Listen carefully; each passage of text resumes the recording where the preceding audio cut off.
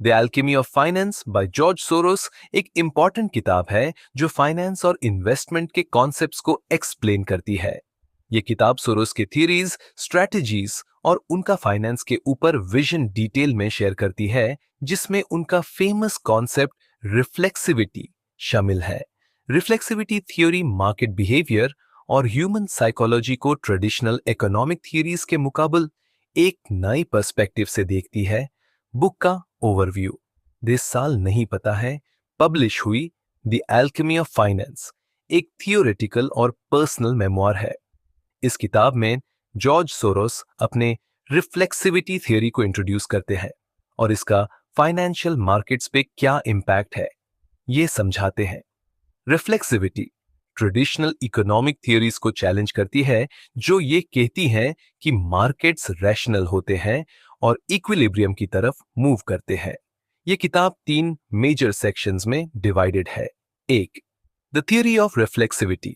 Soros अपने theory को explain करते हैं और इसका फाइनेंस और इकोनॉमिक्स पे क्या मतलब है ये बताते हैं। 2, the historical narrative. Reflexivity theory को रियल लाइफ एग्जाम्पल्स और उनके खुद के इन्वेस्टमेंट डिसीजन से इलस्ट्रेट किया गया है। 3, द प्रैक्टिकल एप्लीकेशन। सोरोस अपने इन्वेस्टमेंट स्ट्रेटजीज और थियरीज के रियल वर्ल्ड इंप्लीकेशंस के बारे में डिस्कस करते हैं। Part 1, the theory of reflexivity. Traditional theories का चैलेंज। सोरोस पहले एफिशिएंट मार्केट हाइपोथेसिस ईएमएच को क्रिटिसाइज करते हैं। ईएमएच कहती है कि मार्केट्स रैशनल होते हैं और प्राइसेस हमेशा करेक्ट होती है क्योंकि वो सारी अवेलेबल इंफॉर्मेशन को रिफ्लेक्ट करते हैं। सोरोस इसको सिंपलिस्टिक और इनकम्प्लीट थियरी मानते हैं। रिफ्लेक्सिविटी क्या है? रिफ्लेक्सिविटी का मतलब है एक फीडबैक लूप जिसमें मार्केट पार्टिसिपेंट्स की बिलीफ्स मार्केट फंडामेंटल्स को इंपैक्ट करती हैं और फिर वो फंडामेंटल्स उनकी बिलीफ्स को इन्फ्लुएंस करते हैं। कॉग्निटिव फंक्शन पार्टिसिपेंट्स का मार्केट को समझने का प्रोसेस। पार्टिसिपेटरी फंक्शन मार्केट को समझने के बाद उनका एक्शन जो मार्केट को चेंज करता है। एग्जाम्पल के लिए, अगर इन्वेस्टर्स बिलीव करें कि एक कंपनी का फ्यूचर ब्राइट है तो वो उसका स्टॉक बाय करेंगे जो उसका प्राइस बढ़ा देगा। ये प्राइस इंक्रीज उनकी बिलीफ को और स्ट्रेंथन करेगा, चाहे वो इनिशियली गलत ही क्यों ना हो। फाइनेंशियल मार्केट्स में रिफ्लेक्सिविटी के वजह से मार्केट बबल्स और क्रैशेस होते हैं। जब लोग कलेक्टिवली एक बिलीफ अडॉप्ट करते हैं, जैसे कि एक स्टॉक अंडरवैल्यूड है, तो वो प्राइसेस को इंट्रिंसिक वैल्यू से दूर ले जाता है। ये साइकिल 3 स्टेजेस में होता है। 1, बूम पॉजिटिव एक्सपेक्टेशंस प्राइसेस को बढ़ाते हैं। दूसरा, रिवर्सल जब डाउट्स शुरू होते हैं। 3, बस्ट पैनिक सेलिंग प्राइसेस को कोलैप्स करता है।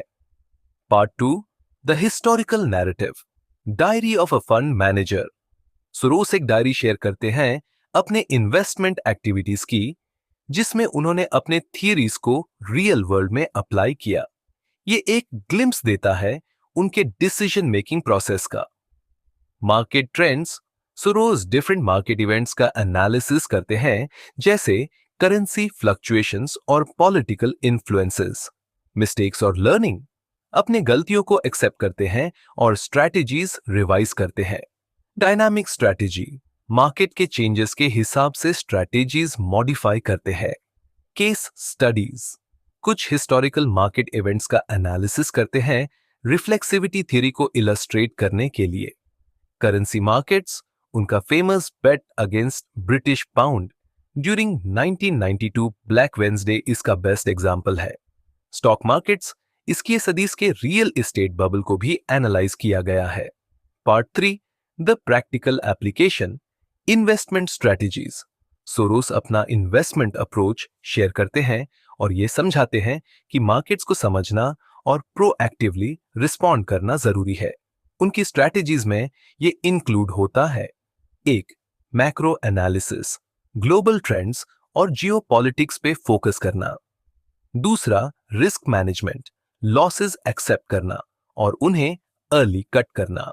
3, फ्लेक्सिबिलिटी, न्यू इंफॉर्मेशन के हिसाब से क्विकली अडेप्ट करना। फंड मैनेजर का रोल, सोरोस एक्सप्लेन करते हैं कि एक पोर्टफोलियो मैनेज करना साइकोलॉजिकल चैलेंजेस के साथ आता है। डिसिप्लिन, सेल्फ अवेयरनेस और अनसर्टेनिटी को हैंडल करना जरूरी है। सोसाइटी पे इम्पैक्ट, रिफ्लेक्सिविटी थ्योरी का स्कोप फाइनेंस तक लिमिटेड नहीं है। पॉलिटिक्स, इकोनॉमिक्स और सोशल सिस्टम्स को समझने के लिए भी ये हेल्पफुल है। सोरोस आर्ग्यू करते हैं कि पॉलिसी मेकर्स अगर इसको समझें तो वो इनइक्वालिटी और इंस्टेबिलिटी जैसे इश्यूज को बेटर एड्रेस कर सकते हैं। की पॉइंट्स, इकॉम मार्केट्स रैशनल नहीं होते। सोरोस ट्रेडिशनल इकोनॉमिक अजम्पशन को चैलेंज करते हैं कि मार्केट्स एफिशिएंट होते हैं। उनका कहना है कि ह्यूमन इमोशंस और बायसेस मार्केट बिहेवियर को इन्फ्लुएंस करते हैं। 2. Reflexivity drives markets. परसेप्शन और रियलिटी के बीच का feedback loop boom bust cycles create करता है। टी, एडेप्टेबिलिटी जरूरी है। इन्वेस्टिंग में फ्लेक्सिबिलिटी और गलतियों से सीखने की एबिलिटी सक्सेस के लिए जरूरी है। चौथा, ग्लोबल इंप्लीकेशंस। रिफ्लेक्सिविटी का कॉन्सेप्ट फाइनेंस के बियॉन्ड जाता है और कॉम्प्लेक्स सिस्टम्स को समझने में हेल्प करता है। क्रिटिसिज्म और लेगेसी, जहां द एल्केमी ऑफ फाइनेंस को ओरिजिनलिटी के लिए प्रेज किया गया, वहीं कुछ क्रिटिक्स इसके थियोरेटिकल फ्रेमवर्क को प्रैक्टिकल एप्लीकेशंस के लिए वीक मानते हैं। लेकिन सोरोस की success as a fund manager उनकी थियरीज को क्रेडिबिलिटी देती है। यह किताब बिहेवियरल फिनेंस और मार्केट डायनेमिक्स को समझने में एक लैंडमार्क है जो ट्रेडिशनल इकोनॉमिक मॉडल्स को चैलेंज करती है। Conclusion, the alchemy of finance सिर्फ एक इन्वेस्टिंग गाइड नहीं है, ये एक फिलोसॉफिकल एक्सप्लोरेशन है कि ह्यूमंस फाइनेंशियल सिस्टम्स के साथ कैसे इंटरैक्ट करते हैं। रिफ्लेक्सिविटी थ्योरी मार्केट बिहेवियर को समझने का एक पावरफुल लेंस प्रोवाइड करती है और यह किताब इन्वेस्टर्स, इकोनॉमिस्ट्स और पॉलिसी मेकर्स के लिए मस्ट रीड है। आज मेरे साथ जुड़ने के लिए शुक्रिया। अगर आपको यह समरी हेल्पफुल लगी और आप और भी ट्रांसफॉर्मेटिव बुक्स एक्सप्लोर करना चाहते हो तो सब्सक्राइब बटन जरूर दबाएं। हमारी community of life long learners join करें और लेटेस्ट बुक समरीज और इनसाइट्स के लिए अपडेटेड रहे। Thank you.